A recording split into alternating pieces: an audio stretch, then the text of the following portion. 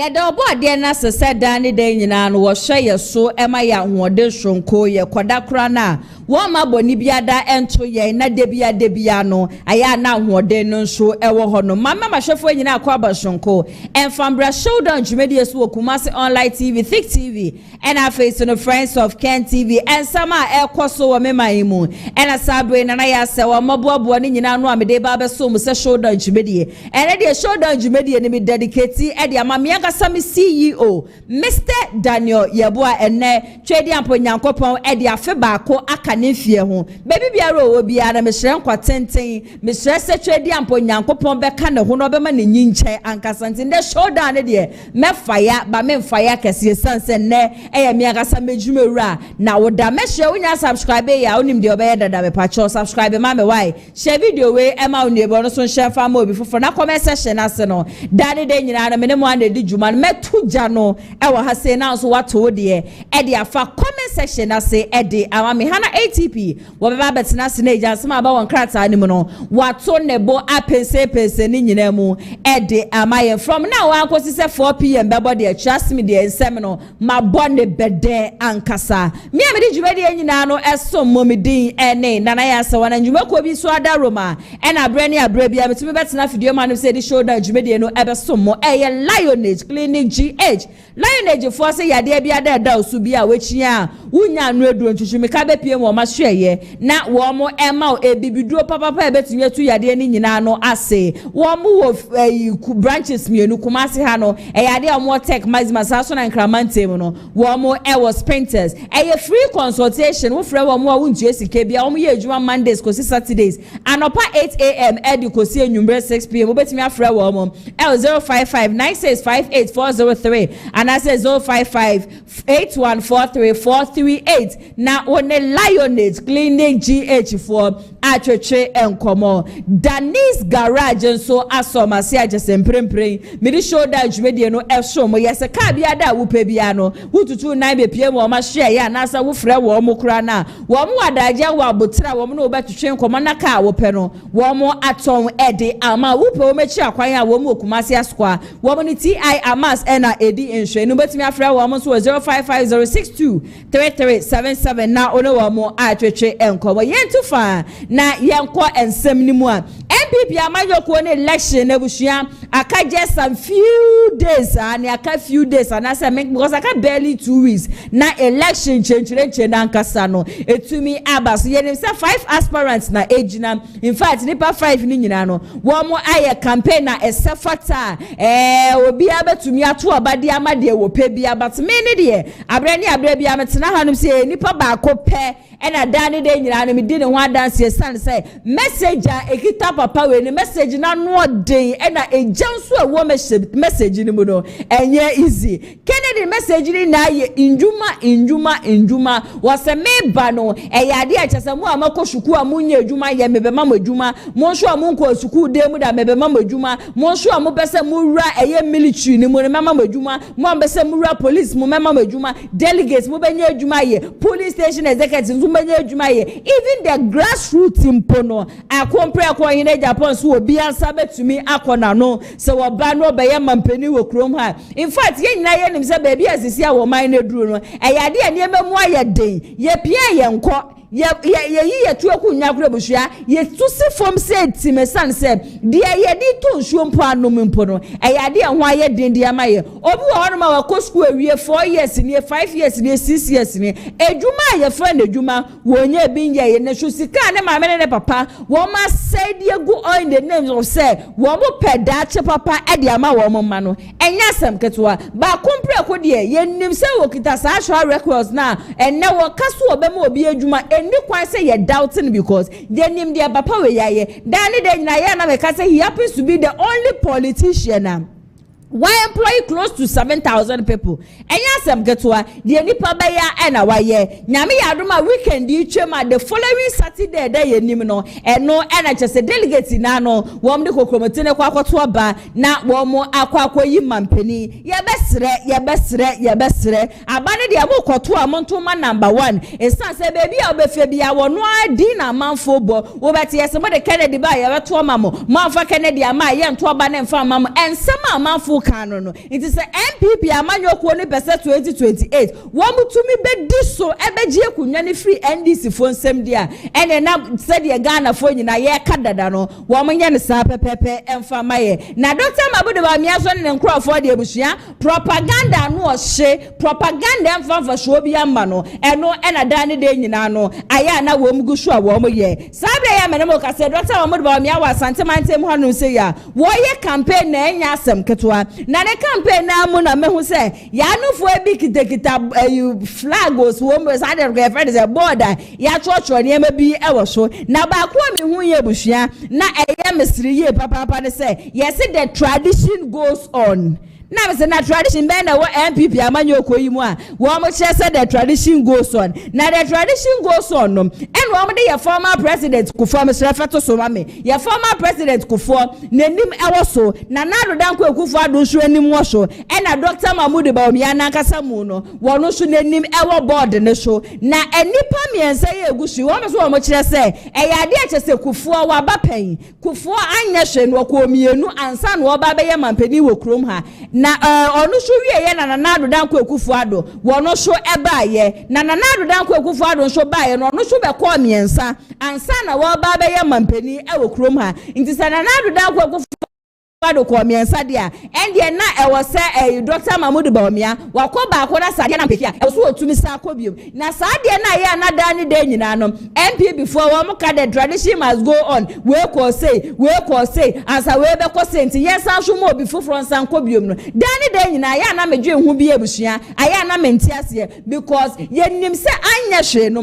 voter na e wo honom da dansa na ye former president ye can say your former president Kufuor woba no na enye sa odi bi be ka ho ma men ka na sa vote na wo hodada no your former president Kufuor odi bi be ka ho na nado nanko Kufuor do de Kufuor suja wo honom no ono so edi bi be ka ho be rise up to 6.8 million ye be lose ye be free abem that is 2024 na MPP amanyoko no from 6.8 million votes no Dr. Mabudu Bawumia da Roma a dropping about 4.2 or 4.7 into and then obi be no be catch him say the tradition must go on. And which tradition do we want to go on?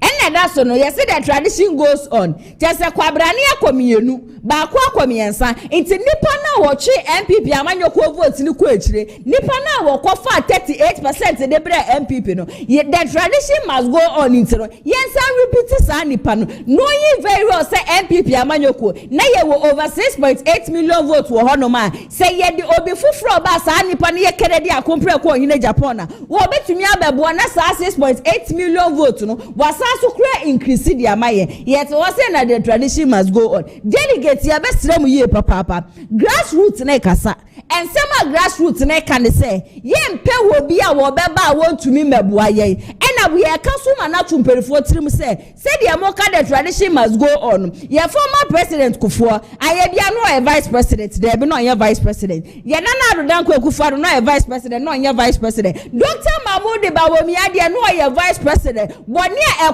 so MPP party ni nyina no na Dr. Mabudu Bawumia ka hu bi na Dr. Mabudu Bawumia nim hu bi anya hwimpo no ono ankasa ne nsem a enne ye gina so de abu no ku ye de bo no ku edu no say ya chi dollar no ye de ahye dem ena you want the fundamentals are with the exchange rate to dispose itself ena what a solid dim ono ne ye economic measure but under his watch and economy ne crash ye nti what message is he having again? Message ben pa na Dr. Mabudu Bawumia osanso wo metia yes the leader with his own vision. A leader with his own vision way. What is the vision of Dr. Mabudu Bawumia and prempre intia e wo se tibemufo gina so kasa ye kwa akoto abade ama no Dr. Mabudu Bawumia campaign na wo ye nyina no asembe no wo de atudwa eye asem a eba beboa ye grassroots na ye beto abanyame yadoma 2028 December 7th no asembe na Bawumia ka eye won ho anase somboa e wo se ye gina no so ne akoto abadema no Bawumia ba MPP ni was then economic measure. Why is Dr. Mabudu Bawumia no longer talking about the economy? Why is Dr. Mabudu Bawumia silenced now? Why should we vote for Dr. Mabudu Bawumia? And then you see some baby that propaganda the from for Sobiamba and a Dr. Mabudu Bawumia ba and a constituency biano 10 appointment. What happens to the remaining people? Nkrofon ka na aka no, then wo mo beye. Where are they going to place them? Because enye ni pattern na wo constituency o. Enye ni pattern pe na wo constituency ni mu. Each constituency is having a lot of numbers. We have over 286 or 287 constituencies. Inti any pattern na Bawumia befa wo me enka na beka no do me fine. Na metia wo be siane e na ye nuanom a wo mu ko free primary bi. JHS ne aban suku ne kwa de fra mo saito foi Bawumia ba or the buses be ba be si ho e be ba fa nkola na kwa no pa na de nkola na. Should this be a policy or was ye DHS ye koto aba na?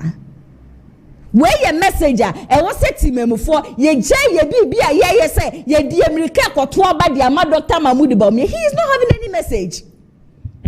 He is not telling us anything. The money the tradition must go on. On I represented the painting. Yes, as from Fanembra. Knowing very well say papa ye the neighbor team me for so woman peno. And then I was here DH. Na ye de handcuff egu yensa. Ni ye chichire ye nine. Na chinchine try yes ye the Dr. Mahmoud Bawumia ba.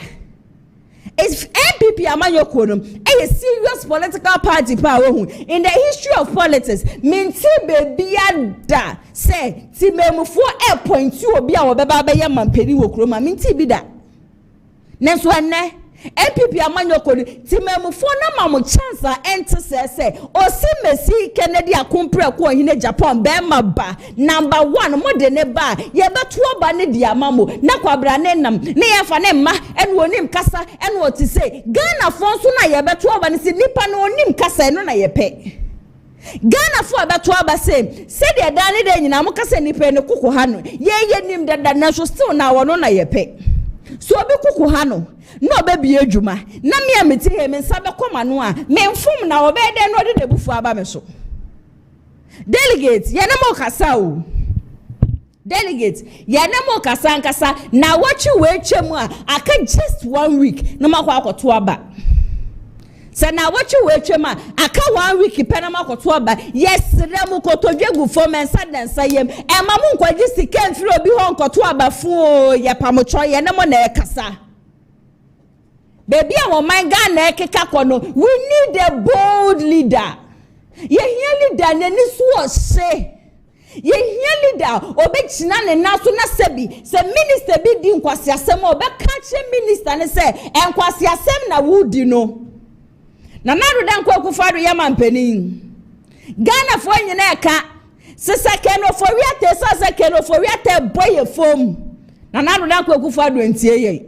Na danko ekufado wa fa Ghana fo anya hwe e beka be 3 to 4 months ma yakoto oba ansana obeye changes during that time now man for akasa the former member of parliament Edema constituency Eugene Honorable Eugene Michiao oye dede ye press conference upon press conference na so den na do danko ekufado ye we feeder ene keno for yata wo wai on wo kokko obi memu a ne ho ba asem a chese Ghana for ye hwe se keno for yata beba be pie mu ha ya chia pra busia ekosi sen Nanso no, I know very well sanka KennedyAgyapong ko KennedyAgyapong sanka wono ne na ye bampeni wo krom ha na Ghana for ye de eka se Kenoforiata is crashing the economy. Kenoforiata is not doing something better to help the country. Just me sanka Agyapong ko KennedyAgyapong de 9 besi form ebe yi na furo because he is a businessman. See baby a yedru no. Ye hia scholar o. Enyo bia yes wa ko school na okita master's degree no kita de school de ye obi obejira baby aka che ose school nya no nipa ni sinu hu school de ye. But where we are now, we don't need anybody just like that. Nyankopon wendi ya bro resource ben na Nyankopon wan fa ma yen minerals ben e na twedi ampo Nyankopon wan fa ma yen. Ye will gold, ye will bauxite, ye will timber, ye will cocoa. Ye will kasa. Just a bit no one man Nyankopon didi ya bro. But why are we still suffering as a country? Why are we still suffering? eye ni wo say baby a wo man Ghana yedru since we gain independent ubeko kure bi ase no na amanfo sebi wo mo ne mponche ni nwan ene enkukwo ne niama ene num nsuo baako wo fam baby a yedru ubeko kure bi ase no na chese enkola tete form a wo musua de enkola tete blog so ebeti form wo mo hu fi e form ho no kwa yan cement yempo na wo mo te honum na wo musua de baby a yedui ubeko hospital bi yese bed ni ho baby a Ghana yedru yo ubeko hospital yese bed no ya obi awaka obi agisi ye de nipa ni tu form ubeko hospital bi na amafo te wheelchair mu na yesa wo mo yade baby a Ghana yedru yo na yenya ministers bi yenya CEOs bi yenya mpanifo bi a wo mo wa ban mu a wo mo de a wo mo yade a na ye fly wo mo de ko obi memu na wo makwa akwaje ayaresa edu December 7 4 years bi a na ti memufo ya kwa akosa lai se ye kwa akoto oba de ma obi papa oba be di ye na ye nti memufo no wo bayi ye ba akode a hye yensa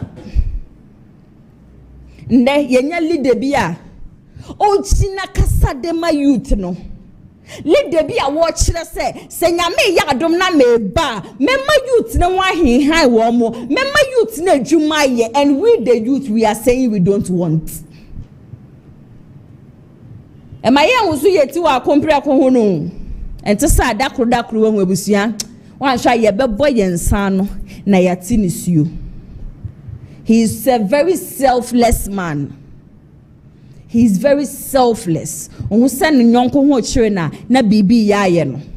Oko hospital bi no ohun so wo mu nimpa oti ne bottom sika no de atompa. Ohun se obi ye bubu ani na so wonam foma otumi ti ne bottom sika no ato electric chair no de amasa nipa no.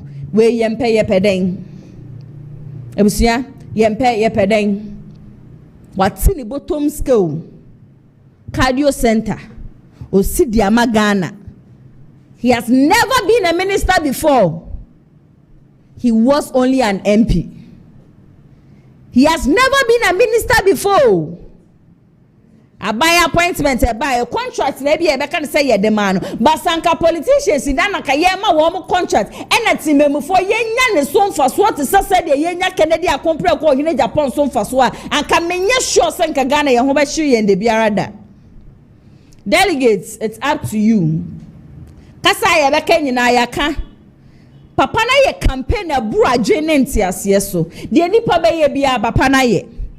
Ya to de amamo. Yesremu ye papa ba say. E mamu ma asema wo bi ka. Ana mamu ma sika ndi manim 200 Ghana cedis bi ntino. Na wo nchiri ma wo bada achi enya asesa. Enkodi 300 Ghana cedis bi a enne me de fast ye ya metumi adi awie enkodi enu achi. Na nkoto abafon.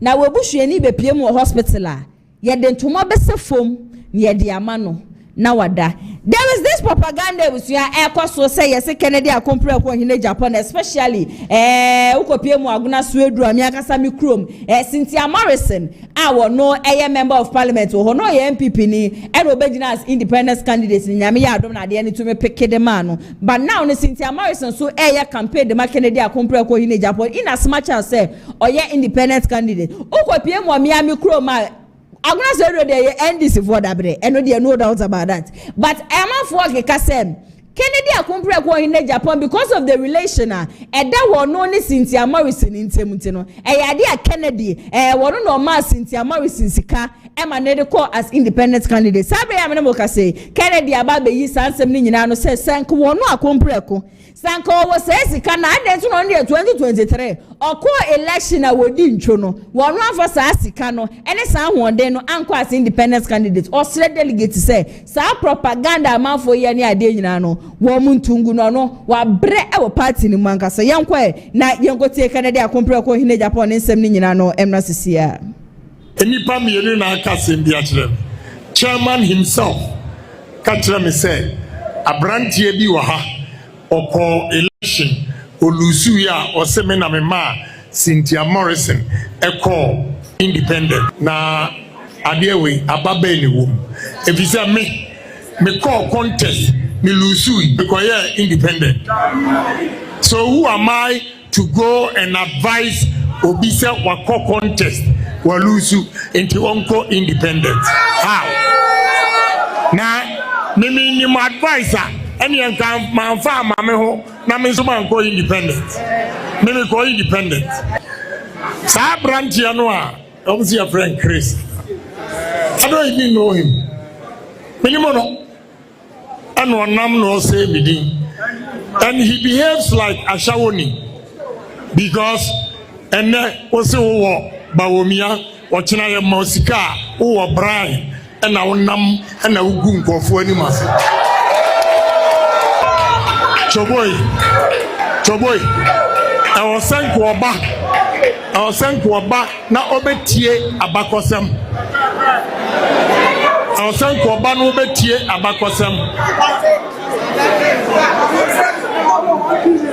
Me say, ene yedua aso ene obia tibidi. Swodro ha. Wuni ya kukudura untumi nkasa o support MP. Swodro ha. Papa yi. Wey mo council of elder. Menen nana wo fosu 1992 na year rally na meme wadubi ase no mo wo fosu na NDC fo ko fa eponano fo na omo de cars ebe buruya because you support MPP. Papa bi your friend Mr. Mwako obi fa edua say for the one ani ena da Costa o achira ninua e de nsa bo edua enani ne nyina ne nsa no akoa MPP. That is what we did. And you will be our own party in a year. Utimika said, maybe a opposition. When you come about 2023, we may be called independent. Mesro. Mumma Korea, Emrayentem. Mumma Korea, Emrayentem. Me. Obi awa, Utimi Besu, Obesu, Ewo Mufie. Such a makuting and money a piece of KennedyAgyapong KennedyAgyapong no and the propaganda man for Chirasa or no sponsors in Tia Morrison near Jane and ne we ya no send Ukrabi and Monosho election would intro into Sanko was Sassican was a Kukudu was one day I don't know if push on Wangasan. Why ye Juma was shum party in Wabre our party no more. A ever delegates were paying fight. I am so happy because Oshas or Sunday sell a bear flag there with my MPP and try would run a mouth for a good soon in the Surinano. The campaign na woye nyina baby obedubia woto ne bo na wate ne din ho ebi ne yeso ose wedi na nadodan kwakufa na nadodan kwakufa do na no abu egu na nadodan kwakufa do na no so nsuo ne ade meke so sansem ne nyina no eya asema wo bi aka anu onu akompre ko KennedyAgyapong o chire mu a wono kura sire mpenifo se mpenifo me sire mu o mfa ncheme eya Kofi Jobs e na akokaka sansem wo ye no so ko wie no na propaganda ntin ye twa baby kakra bi e na ye use against Kennedy. I am so happy say youth ni yababe hu said ye papa ne tene so still na ye se ye do no bibi shonku bibi papa bi o papa ni mu a eno no ene ye pe empa ye ene eguso a ebo esetwe ni aponyango 31st of January 2026 wo mankonim bie enye Kennedy ne de meto so de amamode anacha se BryanAgyapong sisi de BryanAgyapong le busua wo so onfo bia anya suo I am piano papa to ne left right front center nipa 5 a stand no de wato so 4 ene de wato so 5 a de wato so 4 near your former education minister Educhum ene de wato so 5 so ye engineer KennedyAgyapong according to BryanAgyapong say 4 and 5 nimpo de akese ne ye kakrank wo mo nka ho bi wo mo de wo mo ba be ka ho na wo mo adoso na so akese na nkasa de ejina number 1 so ejina number 2 so ene ejina number 3 so na number 1 so de wo nkasa bia won show party in fact Kennedy wa show party no de wo be ye bia wo twumya ye de aboa party no wonu BryanAgyapong so wa show party no wa bre wa sacrifice na de wo to so number 3 na Ghana former ye nya so na a tradition must go on, and he has the vision, he has the vision. What would you church Ghana for your shum? Bryan Agyapong some in country Muslim. Dr. Mahmoud Bawumia, ya Tony for 16 solid years. And yes, some Katua. Or by year running mate 8 solid years. Or some by year vice president 8 solid years. Or why you go find a buyer? One on the other buyer and the position. Your man the position you 8 years and not the anfano. Yes, some are neighbor be on this by year vice president 8 solid years, 16 solid years. Then you shade young for sure papa be free no show. In fact, there were man lectures a powerful man Ghana economy home. Dr. Mahmoud Bawumia so kwa wie no na cha say adane bibia wo honom o se bia ya du die Dr. Mahmoud Bawumia one step it down ye hia no na want to be mfa nkonimdie emfa mbre MPP amanyoko in fact on the tema East constituency for a delegate wo honom no wo motwehwe nkomo a Bryan Agyapong o se Bawumia me kira wo se no ko ye je ya gaza in fact said ya papa yesi feji na kuma mabobo bia ma Bawumia na mekura no agimi nsem kam ho ne yenkwe na yenko tie Bryan Agyapong ne sem ni nyina no emra sisia Bawumia Jubilation ne aduchum de emfa ntimenka wansa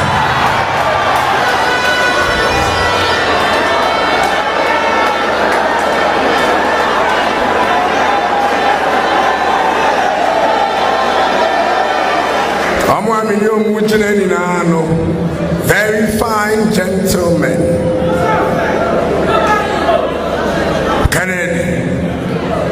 Wabre wa ye party wasum ne sika na hode ne koko odi nini na ashe party ana mewa wabre amafo atwa ne mboa onu so atwa amafo bi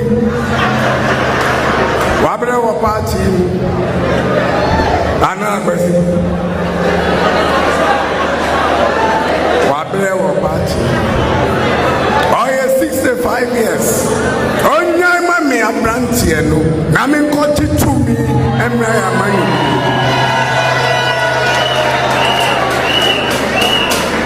Bawumia abre wasum. Menene wasem bi aka 16 years. And what told who am I a manukui ne Ghana for? Why be?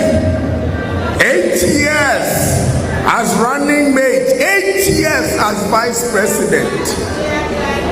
As we are told, Kufuor 8 months, on 49.7%. Yet on 16 years, we are 41%. Only Babayebi. Now what's lunching? Now ya dawas. GH Brain and a video credits no and confirm our maintenance yet on another dan Kufuor 8 months no kwa 49% the bio no 1 year vice president da yen shamafu bebre ni kran she dan nim no the first time na finipa ya turn for 16 solid years wo ko fa bia ba wo ko fa 38% dia ba we bushia ye di piaka we yen fa piaka ma ni ye we ntumi mboa ye delegate yesremo ye ni abde Yeni abedio, yeni abede papa Monsasa Monsano fama ye wate. Baby abefebia will be as number 1. Mama number 1. 2 meaning yejuma. Mama the spirit of Kennedy. And yejuma, he is not just a human being. No, onye ni patara sakeke. Bibi shunkubi wo ni munyanku pondi bibi eduye ni mua. Trust me, say. Obe yo man penny or no one can asem. I made deep presidency in grand style. Obema Ghana ye fe. Obema Ghana ye de. Obema Ghana show aye krabeshe. Metome se show ede amamodia na chasa chairman wuntumi ya na chairman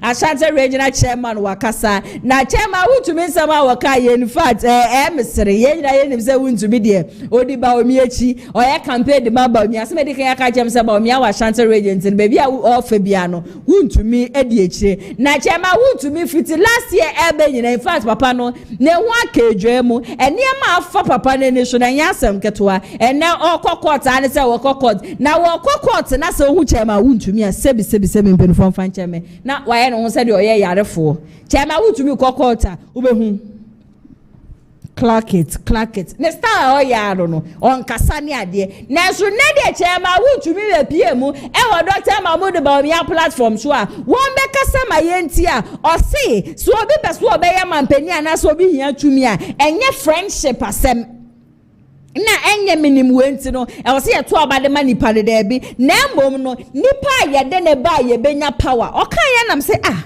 na chairman wontum na sa ade wa wonim dada o se Bawumia panje se de Ghana for kasa mu de ne ba power no MPP mu nya nti se wa hu ni se nipa modde ne ba wo betumi aba beboa na ma wini de it shouldn't be Dr. Mahmoud Bawumia ontumi wini mfama MPP amanyoko na waka ne sem nyina wie ye no eno ono chairman wotumi ba be ka se esan se wo ye regional chairman nti no delegate engineer no so no omonto aba mfama no na me se regional chairman na MPP amanyoko obeya regional chairman MPP amanyoko na lose 5 seats edi ama NDC amanyoko we ye di piaka yenkwe na yengo tie chairman wuntu be nsem ni nyina no emra sesia choboy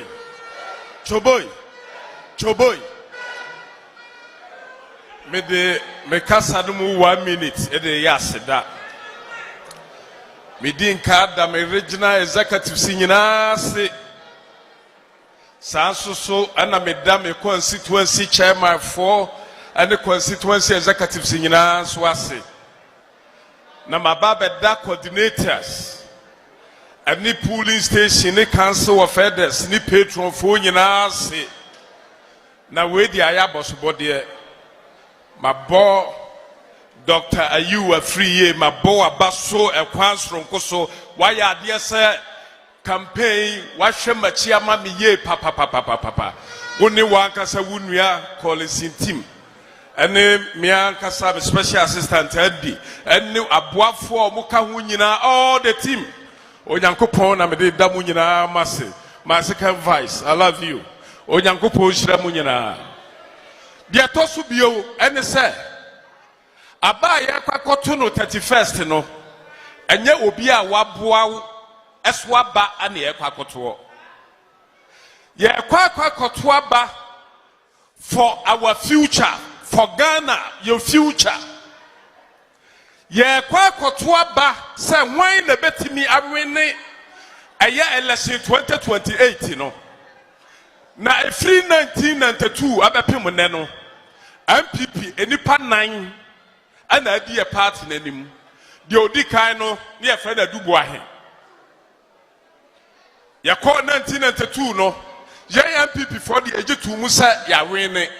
But ya farmer no enunti ya farmer no yare beka no no 1996 no eno so ana de otoso mienu ye wuraje ekufo esoso ba 1996 oba 1996 no esanse no odika nti ne nsanka 1996 ye wuraje ekufo oni ye wura Rollins na ko abato no yato wie no anya 39%.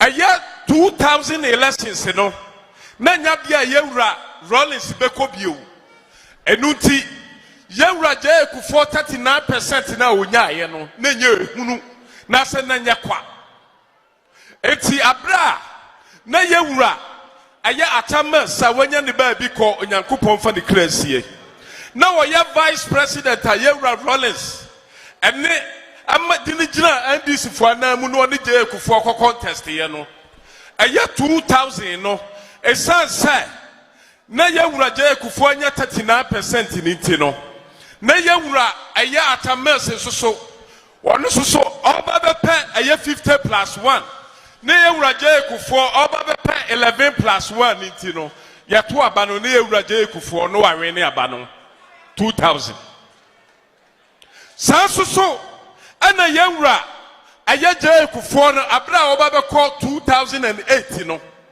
no so pese akufo adu ne di na ade na so abra ne yewura atamase so akoba ko akomienu wakomiensa na o aye yewura je ekufo nkobio no oni na nadu so kokopre no ni nyina ne se aye yewura atamas ana ne nsa kan eti Ghana ya batuo no bebre no ayabra president bi free swakono na ko nipa foforo ho etiabra yewura atamas owuye no ana yewura John Dramani Mahama the president obedi na dia as a president na obedi na dia as a president no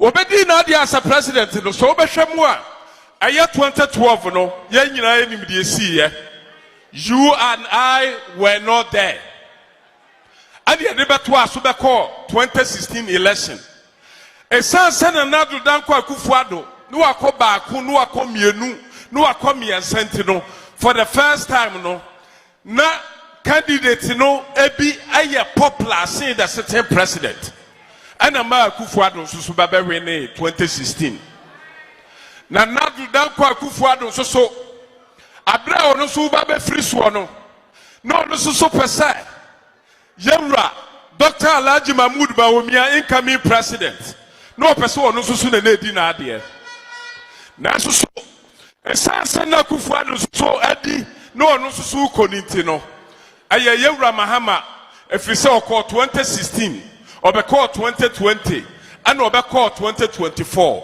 enti yewra Mahama so babe win eti sensie ya baye ye kwakoto no 31st achira se 2028 no yewura aye John Dramani Mahama onkobiewu eti se onkobiewu dia anye na chira se ya tu ya aba de ma Dr. Alhaji Mahmoud Bawumia pa achira se ono so ebe win efiri se anya 50+1 and oba be pen no election 2028 no if you say 2024 elections ya two year no yewura Dr. Alhaji Mahmoud Bawumia nya 41.75%.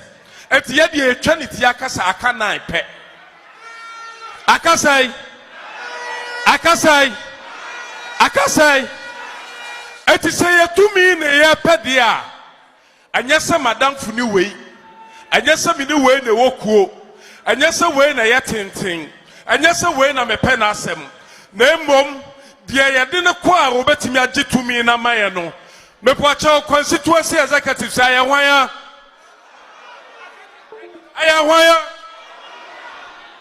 council of elders mepoacha wan yede ne ko election 2028 obewene coordinators mepoacha wan yemfa ne ko election 2028 police station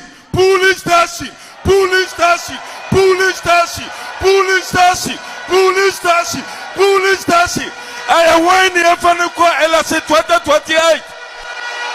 I want you for the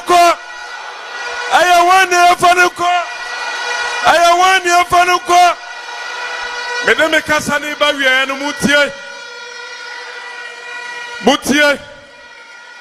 Et ni pas nous mouna, on m'a fait tout mini nano. Omunina ya MPP for Omunina na komoye na so ba ko pa enu onyakopo ayi ni say awoso ye flag bearer ye free ha kopa ebi bi ba besi a kire mesramo Ashanti region Ashanti regional chairman ade ba ko pa na mesramo momma yen speak one voice. Let's use our votes to speak one voice. Let's direct ourselves and vote for Dr. Alhaji Mahmoud Bawumia. He's our future. He's the future of Ghana. So we are going to vote massively for Dr. Alhaji Mahmoud Bawumia. May God bless you all. I love you.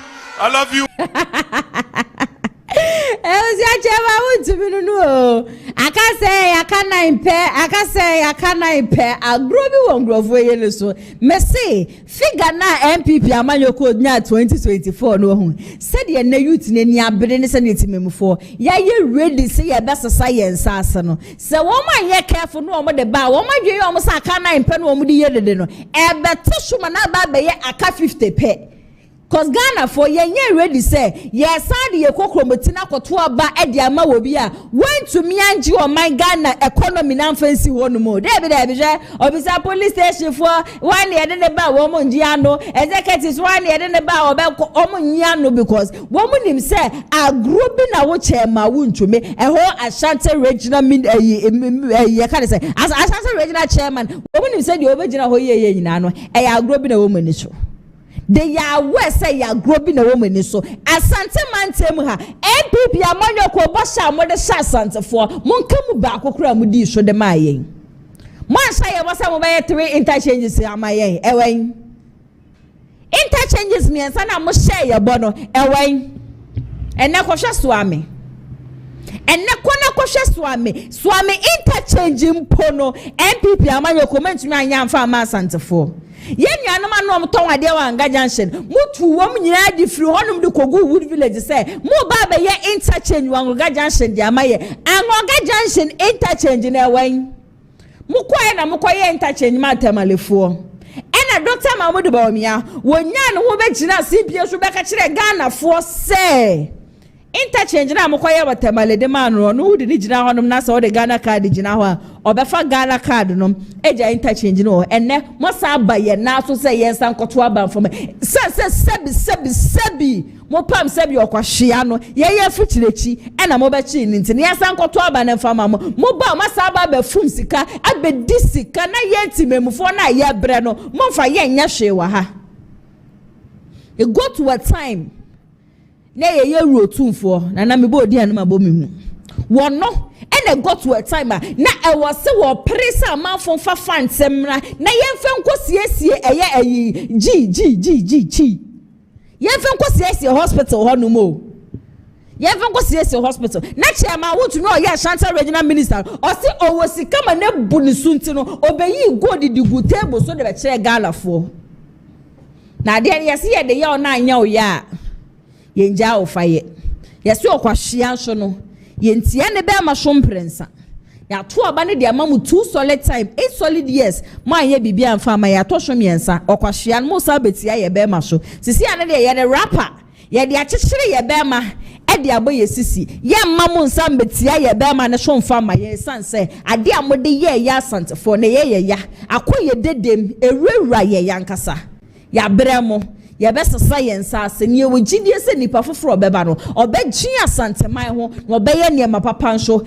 e de ama asanteman emsia metu aso de ama mo de anaje sisi ane de o so mo kire Ghana fo nyina se Dr. Mahmoud Bawumia the economic messiah no ye economic messiah the same Dr. Mahmoud Bawumia we jira baby a wo kasa oka edema na do dan kokufu ado edana se niema bi wo hono ma no ana de ba ye mobile tabability on one de baye one ambulance one de on one de baye agenda 111 na kan initiative drone medical drones na kan initiative and attach ye kopie mo po adoma chinsho so o ka kire Ghana for say na rodan ko ekufuado ene ne cousin kenoforiata wo mo sideline Dr. Mahmoud Bawumia the economic messiah no according to Atachia was Bawumia we nya chance kra nya hwe kese economy nimpo no wo ma Dr. Mahmoud Bawumia handle na metie ne nsem na say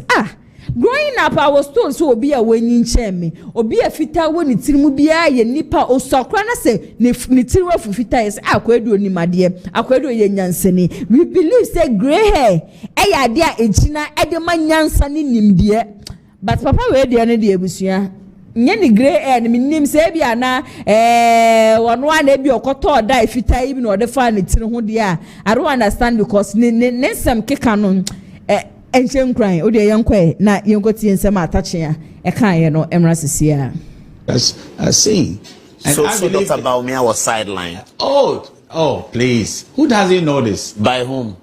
By the president and his cousin, of course. What did you see? By Akufo-Addo and Ken Ofori-Atta. In the running of the economy, he was not in charge at all. How do you know this? Well, at least I could see what happened when I was in the cabinet, and I could see also what happened when I was outside the cabinet. I'm not here to wash our dirty linen in public, but show one record that Bawumia was the one who was trying to overhaul the exchange rate, and he failed.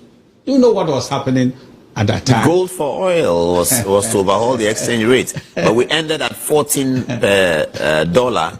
Now the NDC is on 10. Do you know whether somebody wanted to that the system should operate full throttle, or it was like, oh, if it's coming from Bawumia, let's not glorify it? Do you understand what is happening? Are you suggesting that there was some undermining of the gold for oil policy? Oh, goodness me. But how much money was released from the Bank of Ghana that we should buy gold when Bawumia was vice president? Let's do statistics and you see that do not say a man should be pregnant. It's a cruel argument. When he hasn't gotten the wherewithal, a man has no womb to be pregnant. What's the point? The point I'm making is that there is no evidence that huge largesse of resources were given to Bawumia to run the economy and he blew it. There is no... Nobody's saying that. Are people saying that? But what is it that you are talking about? They are talking about he being the chairman of the economic management team. What economic management then that team? Is expected to lead the economic renaissance. Was there an economic management team that was trying to, drive the economy and direct Ken? Dr. Bawumia is the one who introduced... No, if it was so, the MPs have eyes to see. They said, look, this bad manager of the economy, Bawumia, should go. What did they say? Bawumia cannot go on the MPs by the law. Resign. No, well, okay, they could have called for his resignation. Yeah, they could have called for his resignation. In fact, but they were calling for the dismissal of Ken, not his resignation. Well, look at even the NDC MPs. They want the censure. Yes. Why? Who was responsible for the economy and who has to be censured? It was Dr. Bawumia who gave the general public the list of the very fantastic actors at the economic management team. John Bafo, Alan Chemate. It was Dr. Bawumia who said. Find out from them whether it was in name or it was in function and who was actually in charge.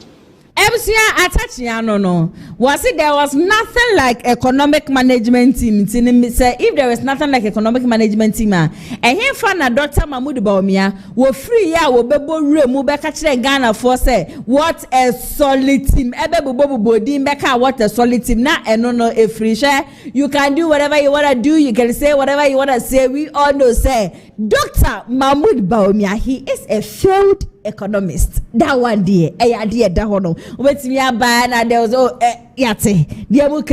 yate. But on no by my lectures and under his watch. Eddie who's economy no crash ye. Mekai na no ada Emin Adams ba ye obebo Dr. Mahmoud Bawumia baso na wa ya de na economy no wetu bi ejira de na mobile bonte be ka kire say Bawumia was sidelined that na no mo besa mo kire ye zai mo ka bibia say de be ya he be sasa ya adwe mo njai say that kanera mo ye na Ghana for ye wa refrain na nema bi ono ma ye re be fi we nku ade ye kama mate ase say ye re entumi mfida Prophet Elbernard Esiam, in fact, Papa, about the prophecy, one of the pastors who have also been very, very, very consistent with the prophecy on KennedyAgyapong KennedyAgyapong, winning NPP 2026 flag bearer, this time, Nadia, what the figures now about now, according to Prophet Bernard Esiam, was 52 to 54%. KennedyAgyapong KennedyAgyapong, ebe fan fala, also insure to ewiabo apetampe.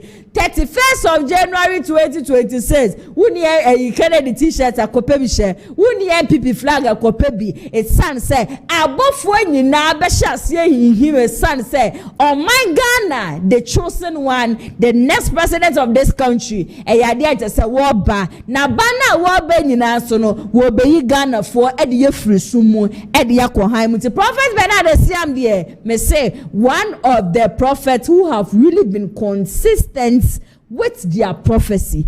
Ayo no say Kennedy is winning hands down. Yanko na yanko tie nsem no enfembra sisia. Honorable KennedyAgyapong is winning it hands down. Aye, Honorable Kennedy. na woka. Edison. Na say u jina nima. We another full program on it on Edison. Yeah, what would 31st January, Honorable Ken, we be winning with a margin of 52% to 54. The range, it started from 52% to 54. 52% to 54. 54. Keep it on record. And Honorable KennedyAgyapong, ADBT Dr. Muhammad. That's hands down. Hands down. Oh, I drop with my child brother. Once I bone pizza, I tell them hands down. We are not that package program on it one, hands down. Because a different will be now and I shall condemn Dr. Muhammad Bawumia. Main prophetess, I may say. The same thing or yeah, you Yebusa Yehoah, NDC, John Dramani Muhammad, one and neighbor. Now, Muhammad Bawumia. Make Castro say, rather say John Dramani Muhammad, with hands down. Obe Oyede, Obe Winnie. Ebe man has happened. Meso no abo KennedyAgyapong 31st January. O winning with a margin of 52%. MC Prophet Bernard Esiam and Yako Aquacotian Samabano, see engine indi, Ninyankopon and Akasan, and Ninyankopon and Akasan, so Ninyankopon Yanyankopon with Chantro, or no idea who. Na wohu so no eyade a waka amayenyina yatintin Kennedy is winning 31st of January 2026. Me to aso di amama di anebusia me de mukopie mo Eastern region the camp of Bryan and Dr. Mahmoud Bawumia eho edere busia enya asem ketwa Bryan Trinity so obe contest. In fact wa attack Dr. Mahmoud Bawumia several times or kanya be ka say even Eastern region kwa in 2024 January election no wa ma Bawumia amfa one sidimpo ama Eastern region ono atu ni bottom sika and wo de year campaign di tuatu amafo ni ade nyina because Bawumia ka chen so obetwe the northern vote no e de aba sa sama Bryan kai abe 6 months ni ewura ba chasade chi ni ade sebia no na ensefofro na e na ebobo ba na so nanu ada ene hu sa branche bia ye fe no akosi akwa wakopie mo media station ba akoso to ayampia no shepa de ma Dr. Bryan say Dr. Bryan so dia was Eastern region wonu na tue sika wo ho ono no yese wo ho ono no ma wo mu say na sansema wo mu kanyina no ayade anokura bia da enim na mena mo kase eye Eastern regional chairman Honorable Jeff Kunedu wa ba bonti aba be kasa na according to Honorable Jeff osin nokura ye friend nokura wo hu MPP party no mu ebi nim kitikiti say osin nokura asawo party ni mu sebi obi ye wade na se wuntumi nda na se hwe papa na wansa ni di no owie no obeka se Embuate se Bryan edi abua MPs wa mo Eastern region no enya asem ketwa na 2024 election pono most of the MPs eje 100,000 Ghana cedis enya so obi se ono ankasa na etu na nunto no akasa asemwe endo wie no bebo akosi akwade no obekire se ono podi e woje 1.5 million ane cedis eno no gishe no ho anodom pra enne Bawumia tie otu anu wetie me wono so je 1.8 million. Owie eno obeba kwadwo apon kromadi eno ozo kwadwo apon kroma wono so je 800,000 enye se wo bisi o ono Eastern region chairman na ye friend Honorable Jeff Kunedu na wonchi na hobi ono ne ne sankrofo we nyina hia ye chese police station executives Bryan tu the bottom sikale supporter wo no na nya asem ketwa na enne MPP na wo hosa no chese ntro ahya amanfo ma amanfo nim sade ye ka no kra ne gizigizigizigizig in fact papa ne ni abedi so who ni say Bryan na bua MPs a wo mo Eastern region tinka sede bi wo hono ma e wo so wo de ma na ni kwa say wo mo ese ni di yankwa na yenkoti Honorable Jeff Kunedu ne nsem no emfamra sisia if you were fancy you be na wo opon kroma na you minister at that time over 800,000 say wo so betimi di bia so na dey you did the activities enipa na ya dey a say wo anyina ya ben say ni di ensem bi a e koso our party mu MPP say time say nipa enka no kre na okotena radio so ni TV so a na onwa kasa ehwe nyame anim edintro etumfutrogu amansan ni ba ni say Eastern region ye be ko campaign ye be elections Dr. Bryan and a sponsor indeed. Every parliamentary candidate, MPs, eba ni fie, and a metie dwemuna, me kind wono, sika de koye adwuma on dide, edema. Papa na ni sika. Afedi ekoto abewie na se oba be pribia, okoboso se me na me sponsor Eastern region. Me nipa bi ti home say enya no kware Dr. Bawumia sika eye enkofu sika no mo de bre o se fama wo omreso amunim say enye no kra obia ni wa odisika Bryan champion say fakoma party for na imom no no ankasa no tena ase no hu say meboa am yetimi aye campaign the eastern region there me fa to me ho so na me de ma ya adwuma na me de aboa from the month of June any the shas here are not your call rounds. There were selected constituencies were eastern region.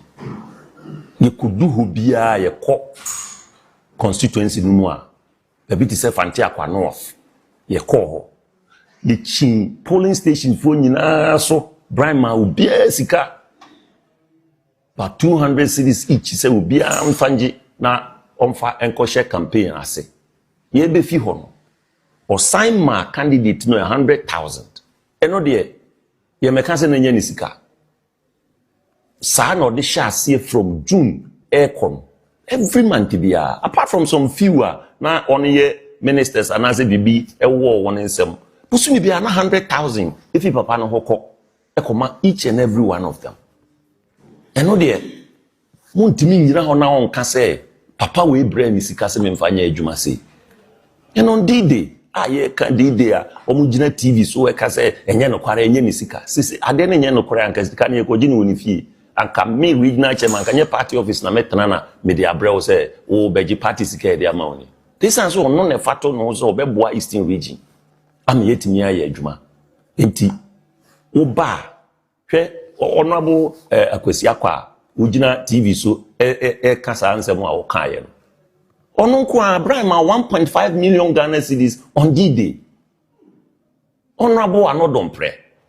1.8 million Ghana cedis on D-Day.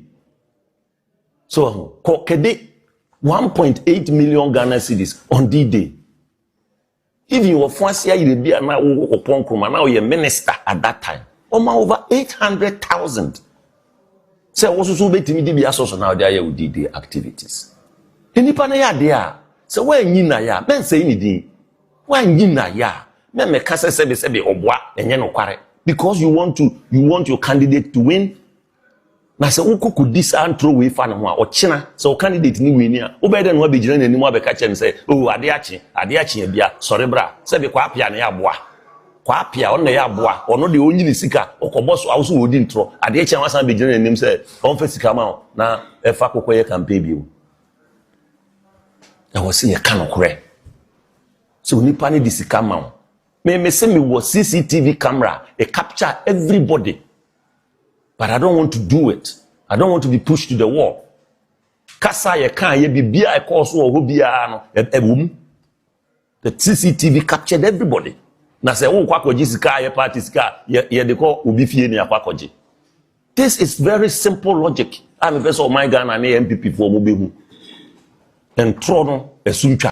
Video credits then confirm GH Bryan. In fact, Honorable Jeff Kunedua will know a Eastern Regional Chairman Edema NPP Amanyo Krono and Nenia Bedia just worker said the ungratefulness of what party the modo. Hi, and Yasam Katwa, Yadi Kennedy and Yenia Bra, Kana Kennedy, Quine, I was a Kennedy Pecasado. What this is here, nobody did Bryan champion. Me say, so I like the 38 and crowd for the day. Just at the moment I won't support. They see you as an enemy, and your papa why you cry dear ma woman trust me said they will not even remember it. Now no other man who's a Kennedy neni abedia now one also kebi say obi a wono no esiama o said obi a wono obreye ebuaye che say nam ne sumponti Cecilia da pa ne nya fine ne we gi ne ba ko dia hye ne nsa akodi obi echi no de anya ne ya emfa no so ende so ndo no ane church do so akodi obi echi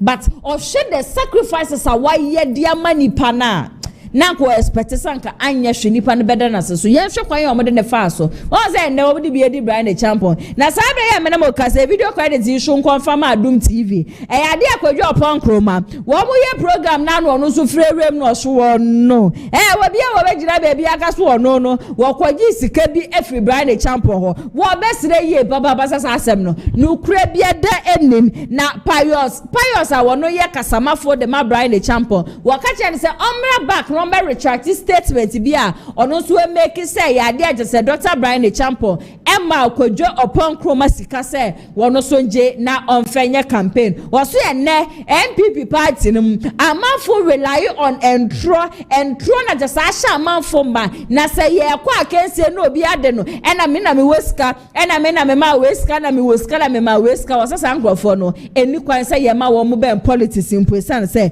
wo mu eni vision bia na just sa short we wato wase Bryan champion ni vision sa so ena KennedyAgyapong KennedyAgyapong eni vision ma so be ka ho ne yakọ akotie Kwadwo Opon Kroma ne nsem ni nyina no emra sisia abazimanyinchia motifu ne omo a ehwo TV ni online ya de na no na me wo na obi sending a video of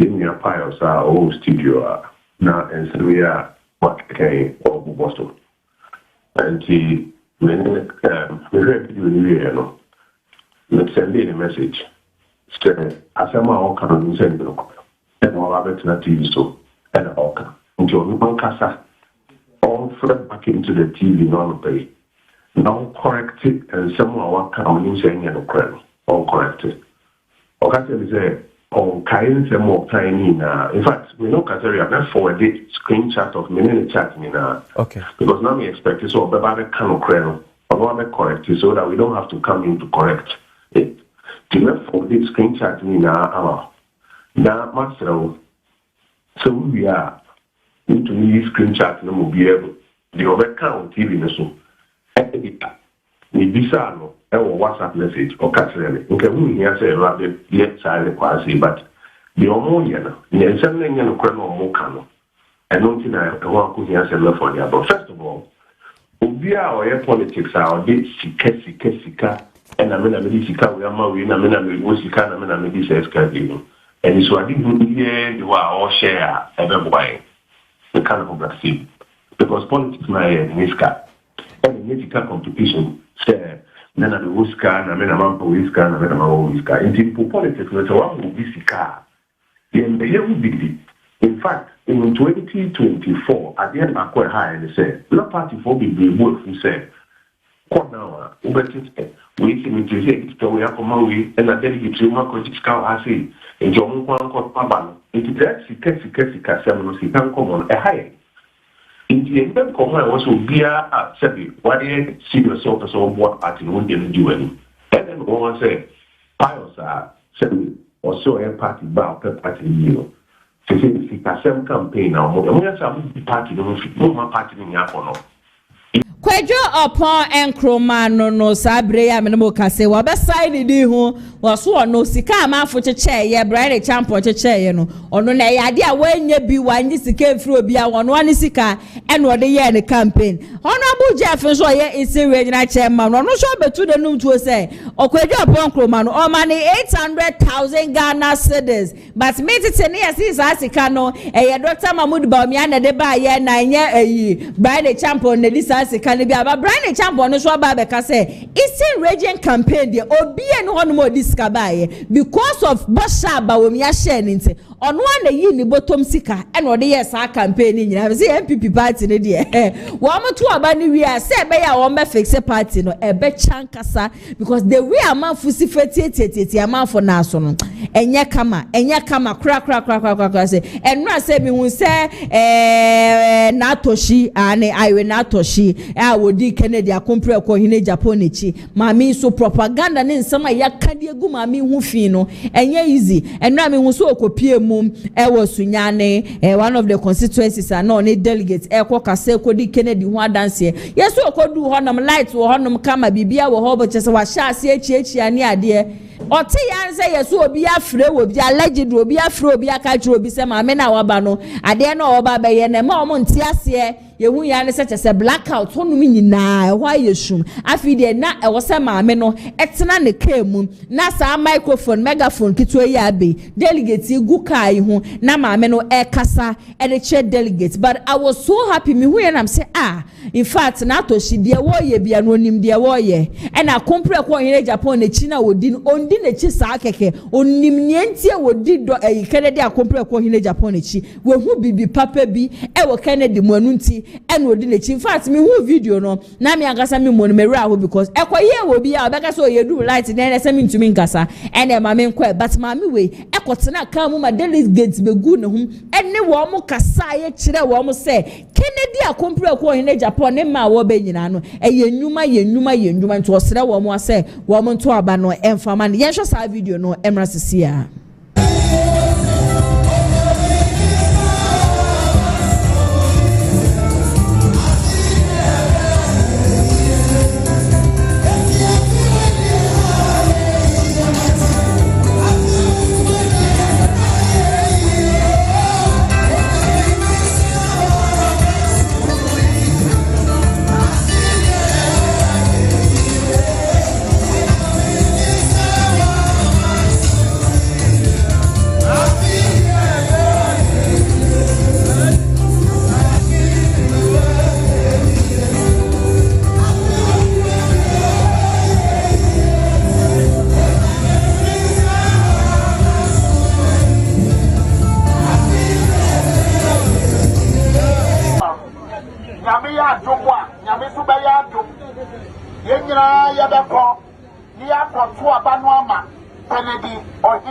KennedyAgyapong.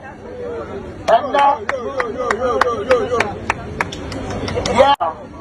Nyamiya Jumwa, Nyamisubaya Jum, Yenra Yabako, Nia Kontua Banuama, KennedyAgyapong.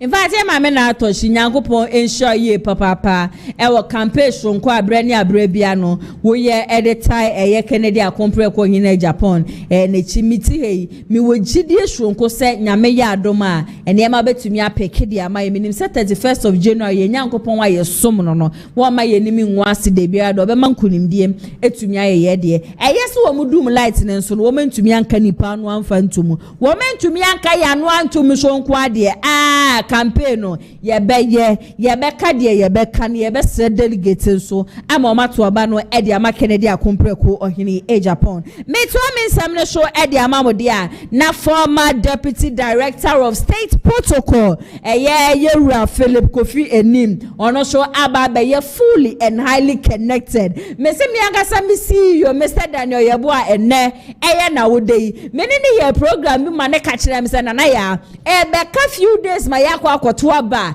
empenifu akuku dama wo mo be join Kennedy team no nana ebeji wunsem o make sa statement we somewhere me kwa de na minim so eja politics de eja o ka bibia because he is not a prophet but to de bia yakupon da bibia di kire no no abeka ne ade man fa ne serious but fit sa me ya wo ka sa asem no the besin ne adechini adise bia beti ade say pennywe abe connected pennywe abe join Kennedy team pennywe abe ka Kennedy ho ene say nede no ye Philip Kofi enim ogopie mu adum TV show wono show kire say waba abe join KennedyAgyapong in Japan family no ho na ade aba ko no ye ne fe esa ye ne de papa de say obi enu obetime gira ba bia ka say Kennedy ye corrupt Kennedy there he is never and ever corrupt Kennedy ye corrupt was yo na manfo ekase Kennedy ya arrogant ni ade no say Kennedy onya arrogant o ye confident o believe you asem na work and say o ye confident no eno na ya na manfo change ne beka ne say o ye arrogant especially someone like Dr. Machi Oboku Prempa me amikunu na pode bia me kan me say na po is never arrogant na mbom no na po yo bia o ye confident asem na work no uti eja beka say na po ye arrogant he is not arrogant so na KennedyAgyapong in Japan wono show etie no ye no beka say Kennedy there ba wa be nyina no wa ba edi ama youth no oba boy Ibrahim Traore di said ye na ye hwe said ye na Ibrahim Traore oni youth ni nyina ebu adwuma said ye wosifa esiesie Burkina Faso ni ade a sa nipa ni su ni bi eti se KennedyAgyapong in Japan sisi anu bebi a ye du na nye suku asem ye talk do an obi a o ka de na wo ye talk and do o ka ye na no ye Kennedy track records na wo ho ye hi obi ma na be ka che be a coastal is the biggest coastal in West Africa. Yes, I'm get to factories in Sudia.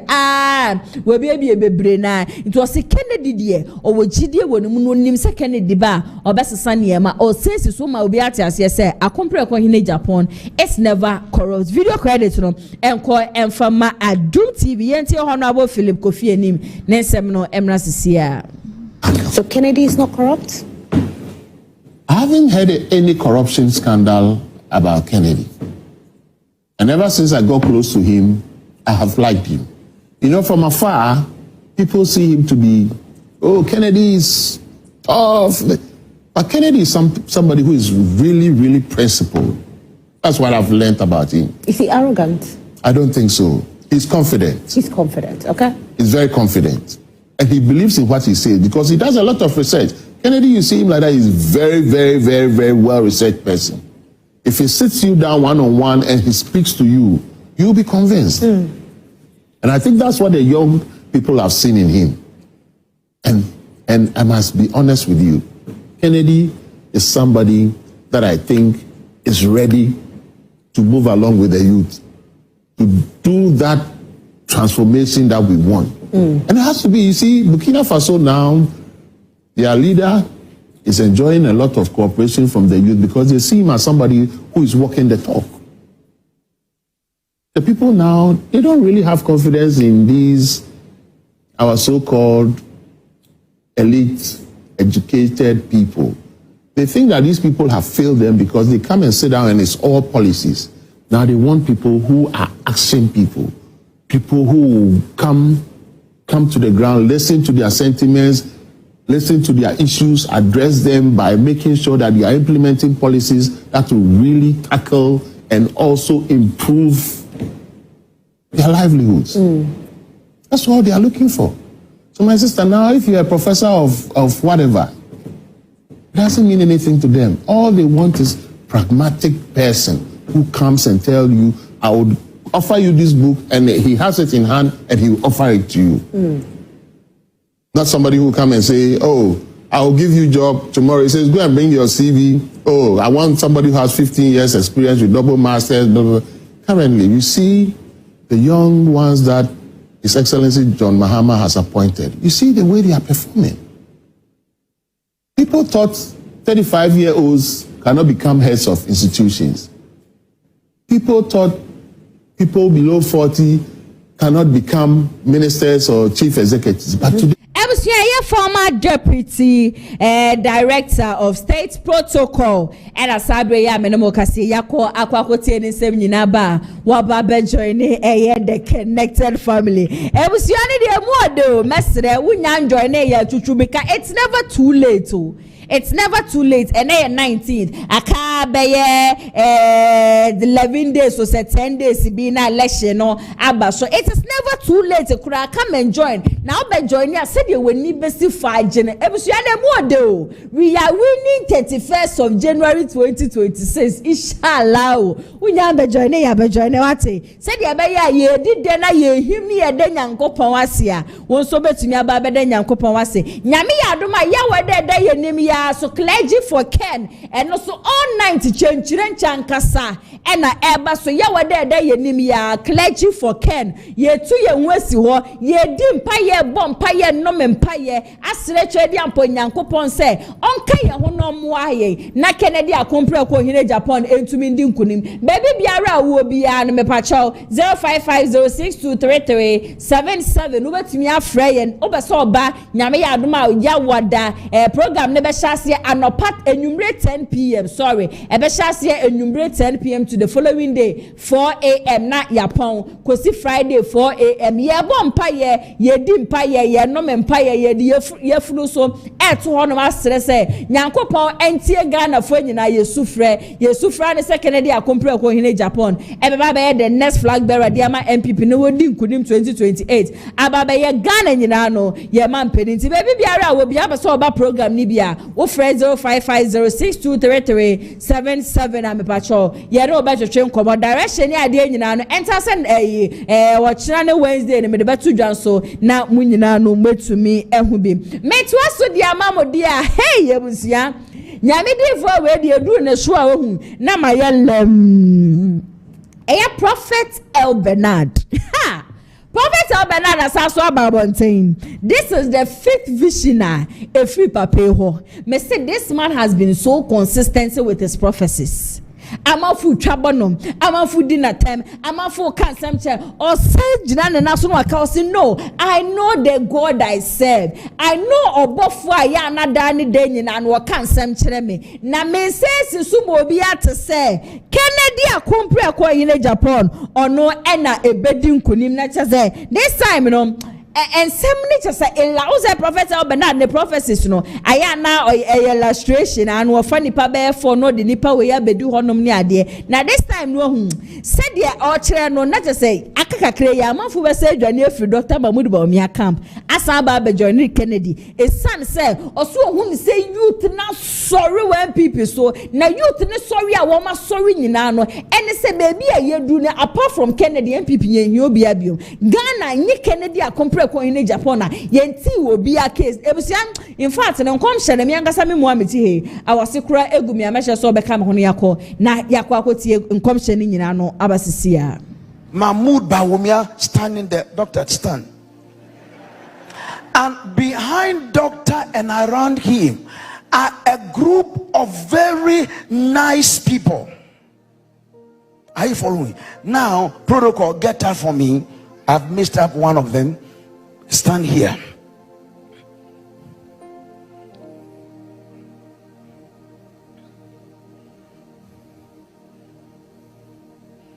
Okay. So, was an elevated place. And on that elevated place was a chair. And on the same elevated place was Dr. Mahmoud Bawumia standing there with men standing behind him and around him. And here was Honorable KennedyAgyapong, who is sitting in a low place. I've not been given the opportunity to be on the same elevated place with Dr. Bawumia. And on my right hand side was a group of young people. Young people on my right hand side.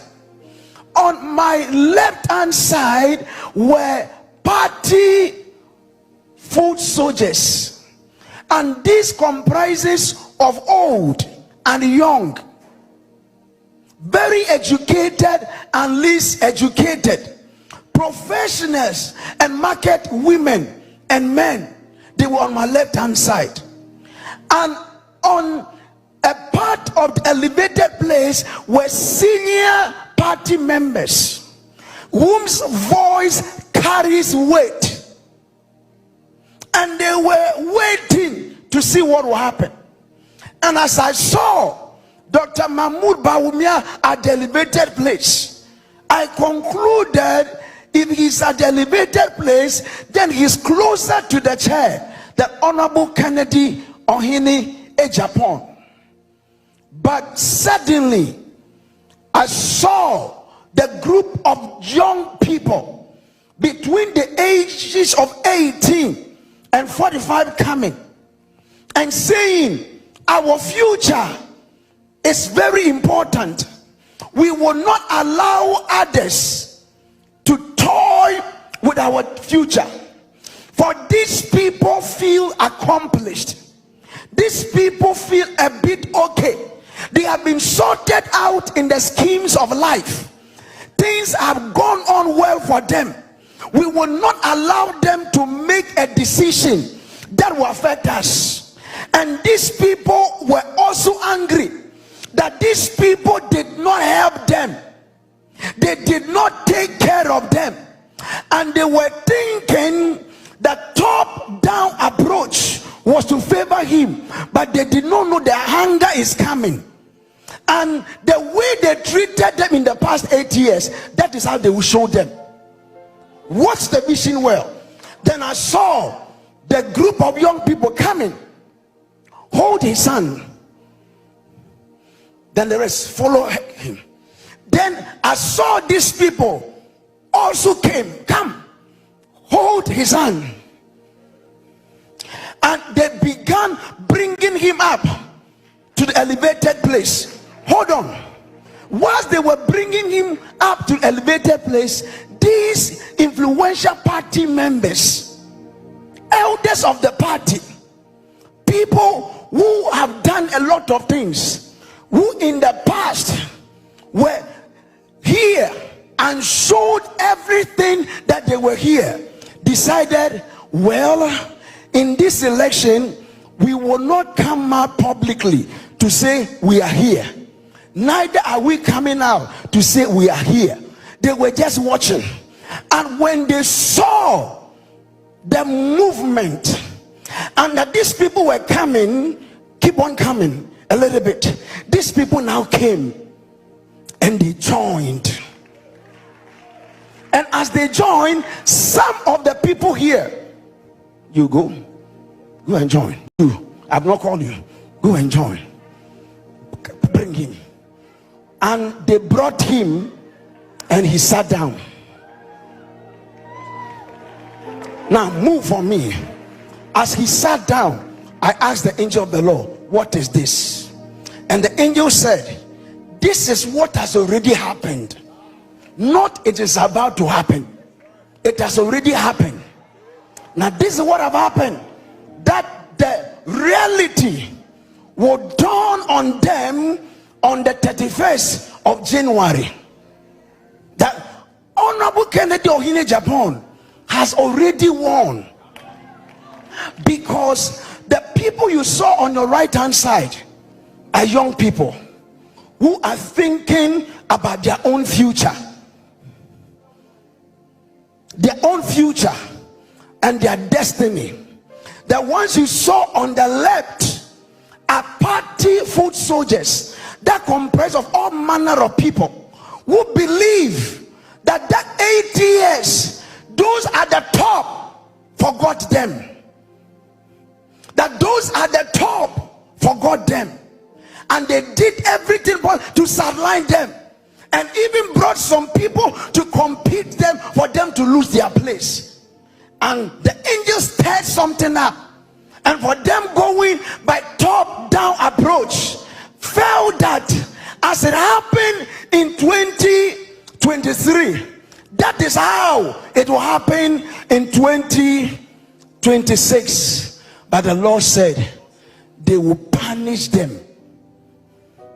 They will punish them.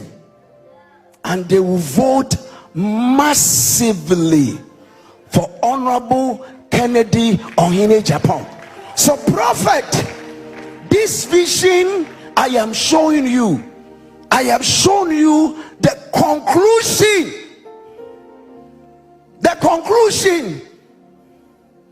of what has already happened on the 31st.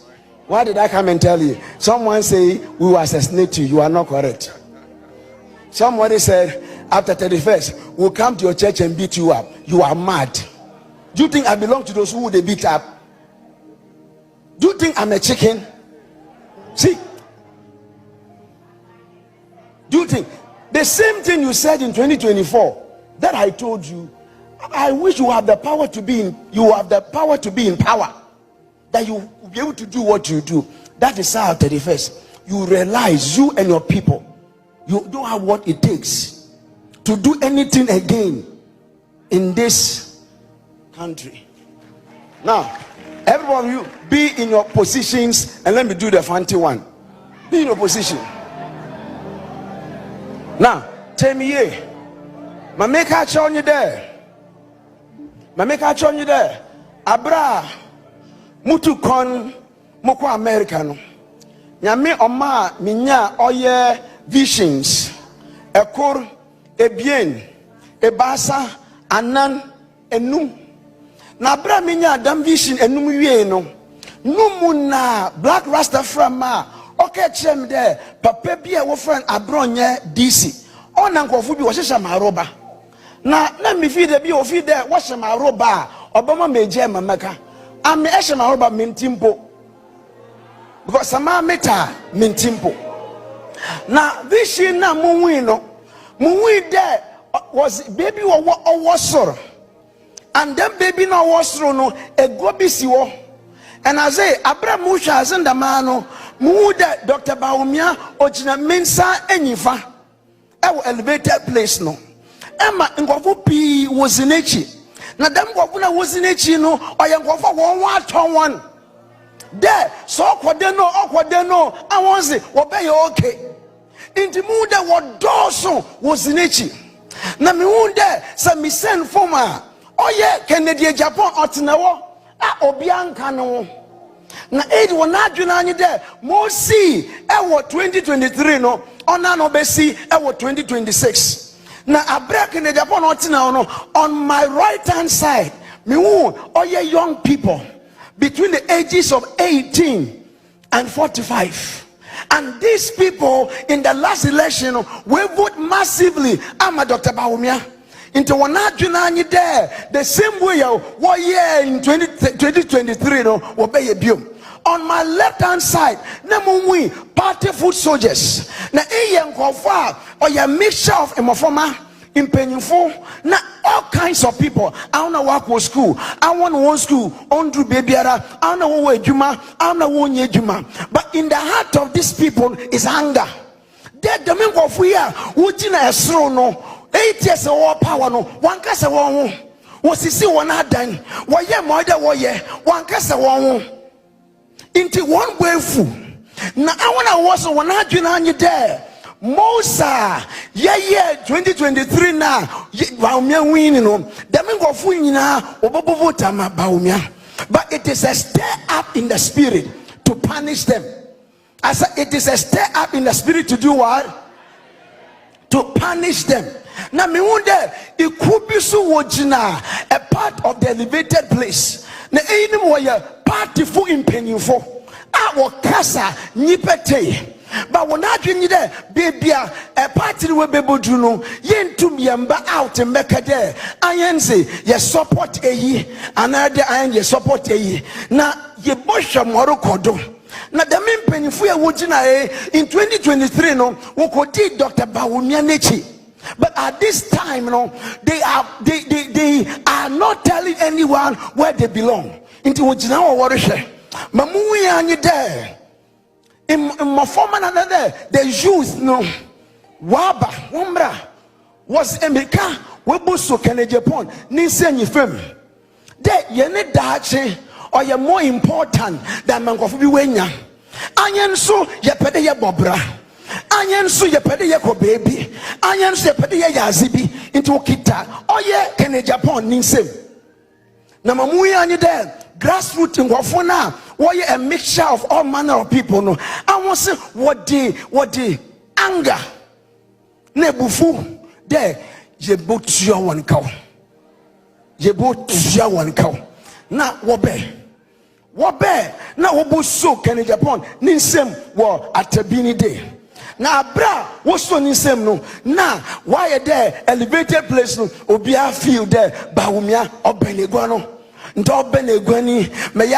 top down approach is most according to 2023 no the man obokodo aim so woro hwase na bra woro hwe no na wo hwase there woni KennedyAgyapong was riba woni riba mo hu anyi there it has been clear that most aziru kwei KennedyAgyapong na when we know na whatever in won would dam signal pepe no wo say America wo be kan Ombra mekam. Nemu nkofu bia. What did Dr. Bawumia Nechi? Me in the day of voting no. They were on the campaign with Dr. Bawumia. But on the day of voting no, wobebe kan. Ofanamra. Wobebe kan. Na was it one kokomoti. What did Tintim Abanodo? Na was a man. Oh yeah. KennedyAgyapong na bibisa oye nyankopon ne bofoina meaning ye dwuma ne there na abese na ekire mi mo ka ekire no sofo ase erihwe oyaza we si dadado onya aza ori bebesi na on the 31st of January no Ghana fu nyina bon there KennedyAgyapong na we elected oyaza we say we na was wonenwa was born on the 31st of January. Mekote ya ibinim sine obo bromom de eye serious. Mekate ya ibinim sine on 31st on first baba wo chaprum. You don't know who you are dealing with. Listen to me. You don't know who you are dealing with. Let me tell you, they said, me wa Accra, want to me and Bibiara. Mutu come from Accra. Prophet Elbernard. Their confidence alone is on another level. I say he knows what he's saying. Onim dia waka, onim eni enena akasa. He knows the angel who is speaking through him. It is as I didn't know what you know. As a onsrobia, I am just praying. This vision, but me possible. Now Kennedy, it's me, Eddie, and Queenie. Hana 80 Vietnamese and some about one crack. What Babette on a boat now? What pense in Nemo?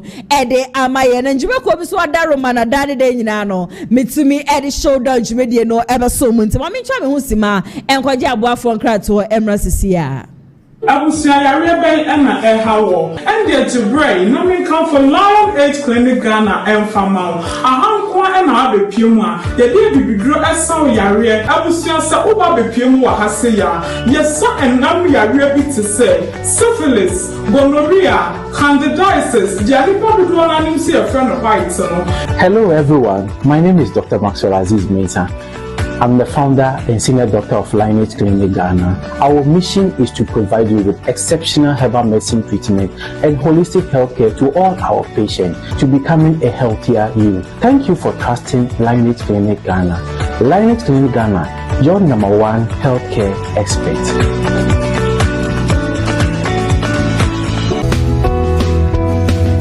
Wow, what a nice cars. So peka eye niti pa afeni eye free so ede abadia. Contact Danny's Garage. Hona benya ka etiapo a eye niti pa ato. Ka efeye eye latest models cars aba. So pe eye Honda CR-V anase Toyota Tacoma, Toyota Land Cruiser, Sparks, and getting ya, a Uba Ube, Nijina Ubenya bi award Danny's Garage. She say need to be cry diamba, a Honda CR-V, a hybrid engine capacity no 1.5 entry fuel, Uberwood Danny's Garage, a TI Ahmadiyya opposite 1 Frewa Homa True for 0550 623377. Eho ana Danny's Garage, ewo.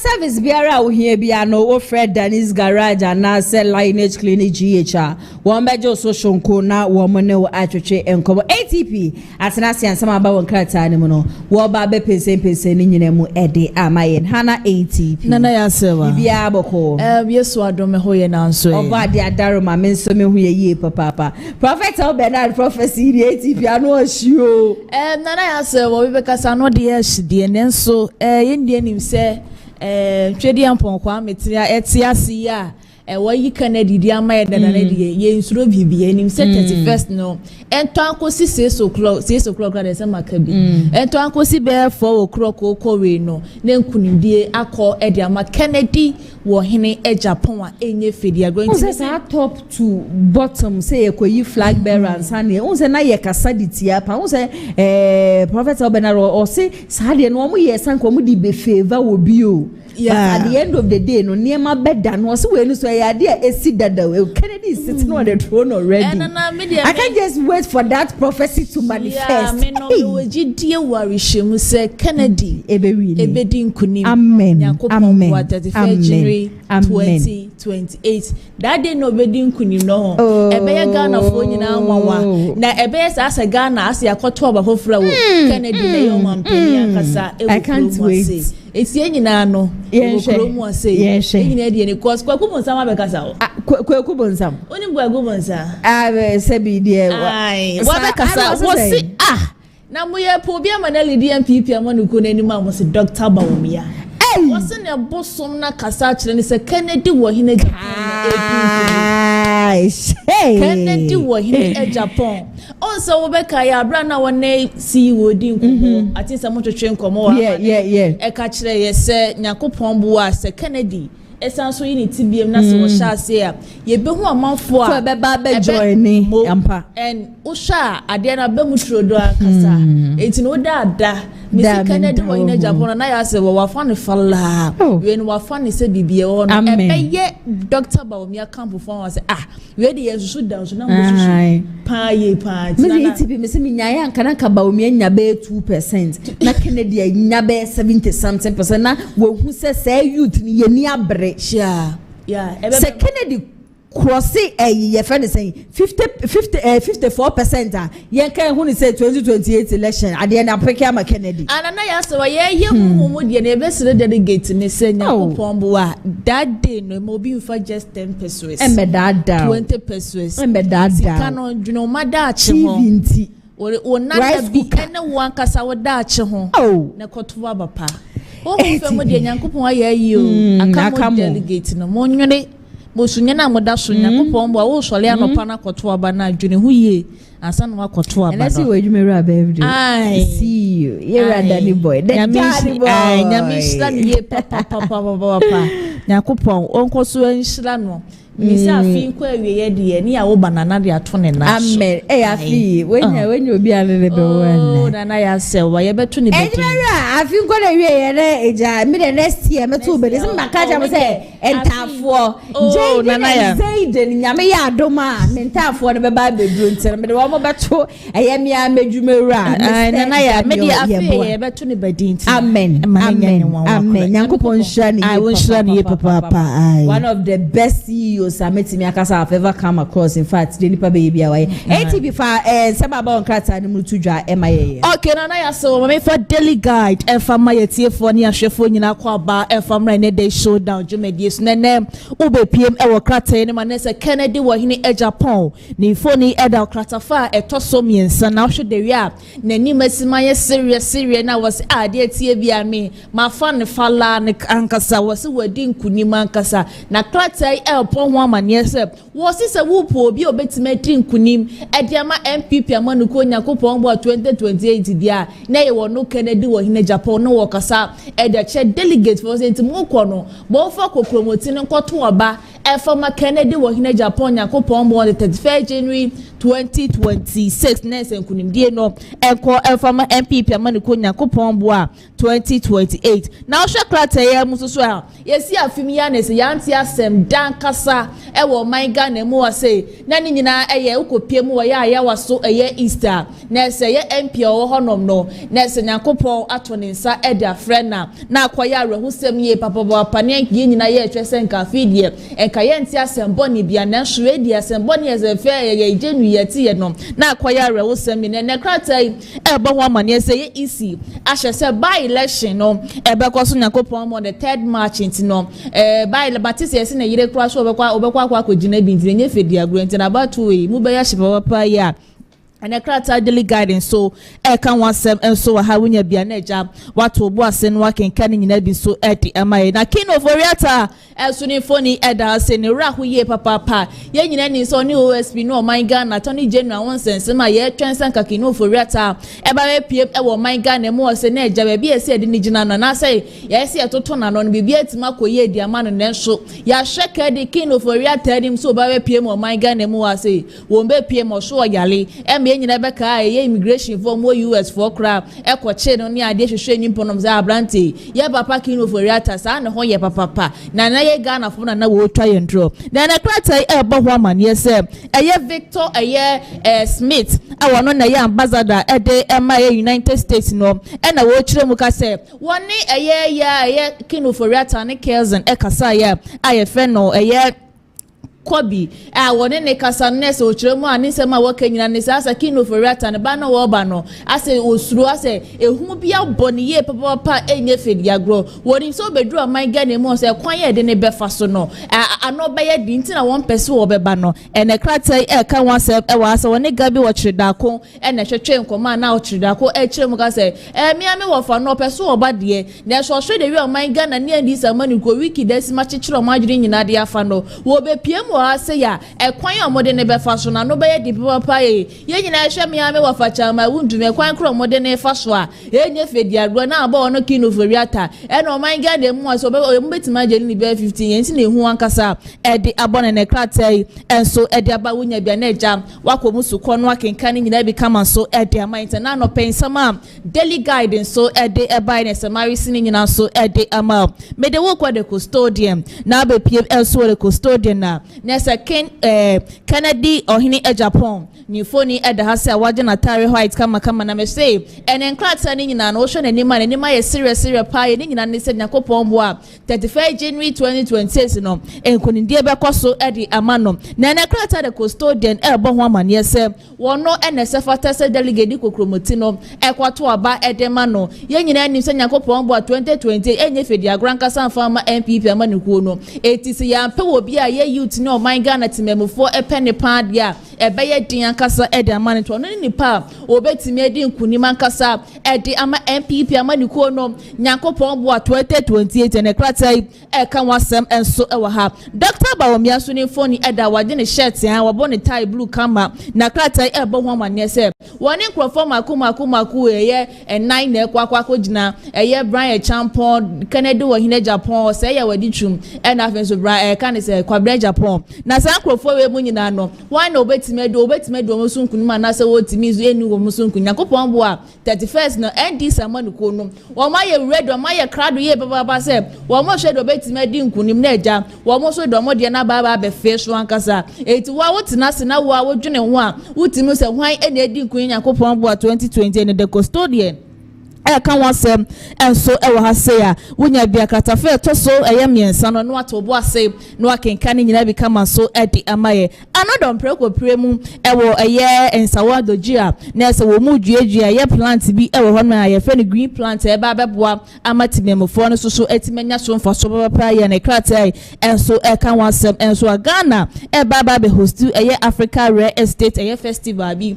enso e wo my Ghana mo se ne kratai kan wasem enso with the custodian and there are no paying some of the custodian so de buy and so no me de ko delegate na be PM and so delegate na so omukwako gina said that delegates in fact promoting nkwato aba no emfa ma omonyakopon bo 2028 no 2026 no omufoni ed hase KennedyAgyapong Bryan champion Dr. Bawumia o say ya wadi twum na face to kwa Japan wo omufoni nyina ed hase no mani mu nyina aye serious na kratai ebo ho amanye se hwan ene ba betu franka no de ama MPP amanuko no 2028 hwan ene ba be di nkunim ne kratai delegate ebo ho amanye enso e wa se wo ba na se ase ya mesemi ame wo fa me papa ma de nyina kino foriata ni foni eda nyakopon bo akina ene obekwa akwa PM US quarter na sense bi e wo bia ne di betu ja se ni pipa won sense e be deport na na se ye deport no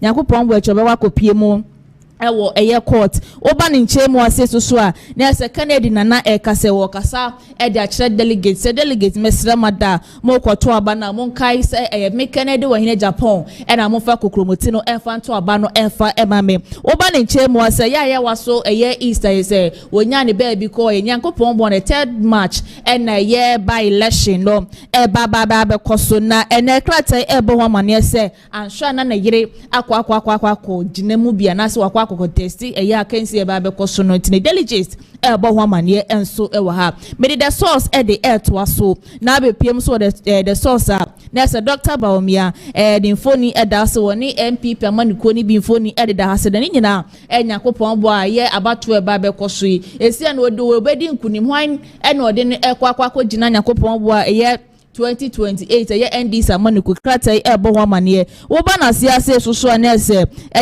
trumu sensema ese okopiemu wo SHS hodra esi na eso ye ba be kire wo modo ya na esi no MP ba ko ba bonta wo kire mu kase animu ye ntentem so ankasa no se education minister ba na eja obeyi nsem ba ko mienu bi ano ne krata kan wasem to wasan so na me clash tafo MP ni foni eda hase a wo chire mu ka say as this amani ko no mo be say ye LGBTQ no bill no be so mo be san so mu twa mo tane betre ko ye pekura na omo be san ene krata ebo ho amane and so e wo ha for the point the Ghanaian point and so and for entwaso now be PM krata anima na say nipa enum omu gina say ento omo so aba e wo MPP amani ko nim no wo mo enfoni eda yakopon bo akina ena pipa na aja be ko na omo nim e wo so no ballot papers no yakopon bo akina no so me print ni nyina kama omo de be twen yakopon bo 31st no ene krata e bo ho amane en so e wo ha Bryan champion so ni foni eda ha say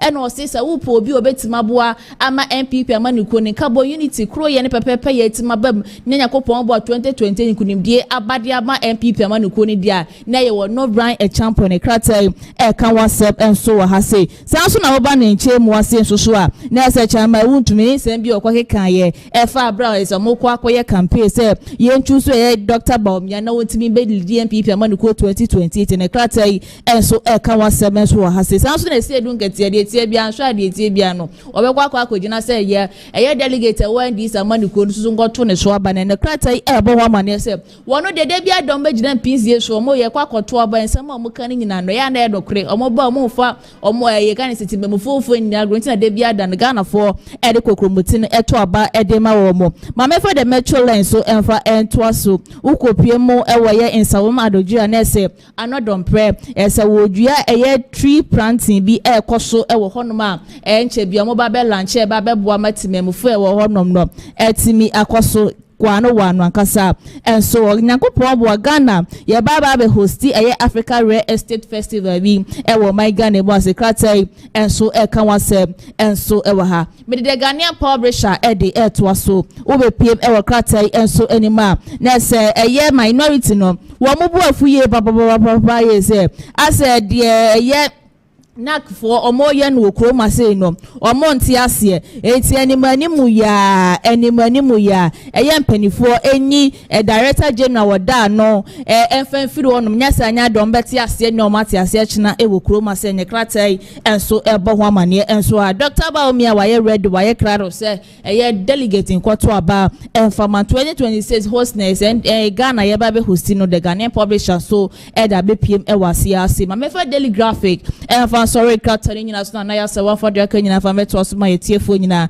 na oba na sia se ya eno na Bryan champion na ni abriye papa panana de tie bia Bryan champion wo se de tie bia no no ba be lead MPP ama party netima fa ne to ma pe fra 2028 no obema NDs amanuko ni showdown kasa e wo kroba se delegate Bryan champion there or them but I think that is not the time nyame ya adoma Kennedy Atwa 2028 2032 we say bia 2036 na Bryan champion aba na wa ba be contest to only on kana come on to me na ba obi ade ne last year ba obi ade we ono Kennedy ba ministerial appointment e boye ma no ho then obeye woni bibi obeye ministerial appointment kra no enya de obenye bi ATP na ya se wa enya trade appointment de afe ba ko akaya kasa ye CEO ho Mr. Daniel Yeboa ene eye na woda yebo mpaye ehre enkwatenten nimdie free brofo no kra men kan example say ema yade bia da nkana nkasa nyankopon yi ni free o haw bia mu amanie bia mu enimguasie bia mu yade biara de amafu betu ne so sanipa wo begina bebi ebe hyehyɛ bibi bone e de afa Mr. Daniel Yeboa ho de obetu ne so amna no ene de yegina fidue ma sere se twedi aponyankopon ebe pia wo mo ankasa e de wo mo egu wo ma minemu ye mpa ebo nyina ne se ne niema papa bia de esi na nisuo bia no nyankopon e ma ne nyina no embremu emfama in fact see you the fine gentleman but me share ni fie na me share ni picture na me share na me ye boss we jina ne na so oye be mu ankasa from head to toe ya kire say your boss kama koye no wo fe ene de nyame ase he keeps growing yeah. He's more than 50 years old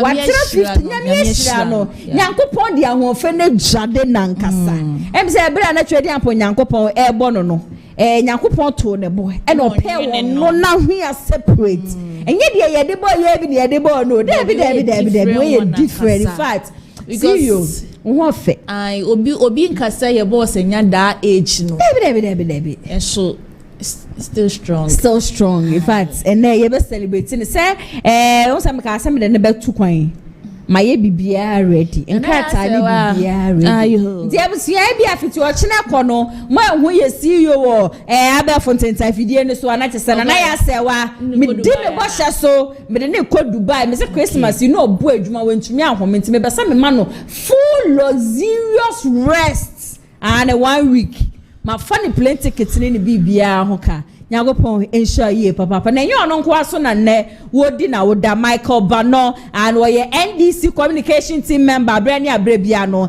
eya na wo ba fidie man so bu adwuma papa edma NDC amanyoko nde KennedyAgyapong nyakopon enhye ba ko aka wo no so ne fie ho nyagopon hira no o ma ne kwatenten o ma ne nyinche de esi ne ni so bia so no KennedyAgyapong nyakopon ema no embremu emfa no steady law. Oh wow! Oh, and the enche or the Baba Yami personal lawyer. And it's Michael. God richly bless you with long life. I'm not there, not there, papa.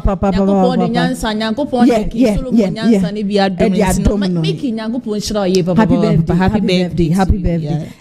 And then so one of the women Mecca said they've really been a blessing in my life. And also Naoda Madam Evelyn so Nyankopon enshine ye papa Madam Hatchful. In fact, I am so happy I met you. I am so happy you being in my life because me kai way back your teachings the kind of positive impact I would do me munendesa mete ha na me kasa say yebusia ma me ya woda sui ade a wo ka ho bi Nyankopon ensure no Nyankopon ema ne content na ATP ma me do otra sister plus o onu di otra sister plus madam see ye ma ye dua ni die no ane o say ye jai gobe no ATP de na guye ni me say am ni gobe me say erade Nyankopon na ya say e metra ha megu menim asem so ti madam he say o Nyankopon share ye papa gobe wo fi ha ye hwan e say ATP bo madam he say o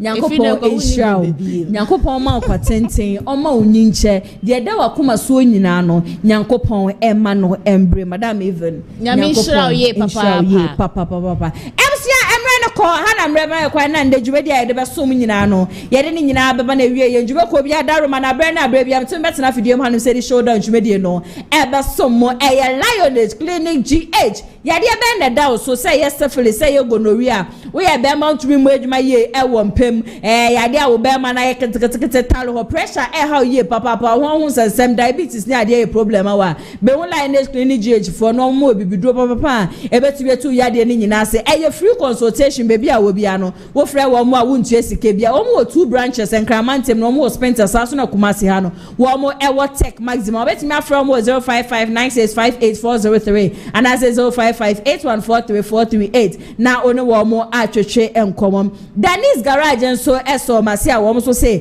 ka bia da wo pe bia no be piem wo mo showroom ho no ma wo mo obi e wo ho no say ye V8 say ye Tacoma say ye Toyota say ye Camry Corolla ni ade nyina no wo mo e wo bi po me chia kwan wo mo Kumasi asukwa wo mo ni TI Amas na edi inhwe no betimi afrɛ wo mo I was 0550623377 na onu wa mo atwehwe enkomo mamida production team ni nyina se hana ATP ede se meba won krata nim nyina no ebe so mo camera any MCR nso de e mai nyina na yekunu ba ko pe e yekwadwo yebo a ne nsa no adwuma na echegu no executive producer so the birthday man Mr. Daniel yebo the Danny boy nyakopon ensure mo nyina so amoje bre ehwe adwuma de nyame ya adoma echina exactly 2 p.m. ekosi 4 p.m. ochina de only Kennedy communicators from about Betenaja, ya choche and common idea for the upcoming election that is 31st of January 2026 election eba because so me am today Germany Jumedi eba so mumidi ene nanaya se when yami aduma yabesansu edi Asia stay safe makramu nyina mama bye.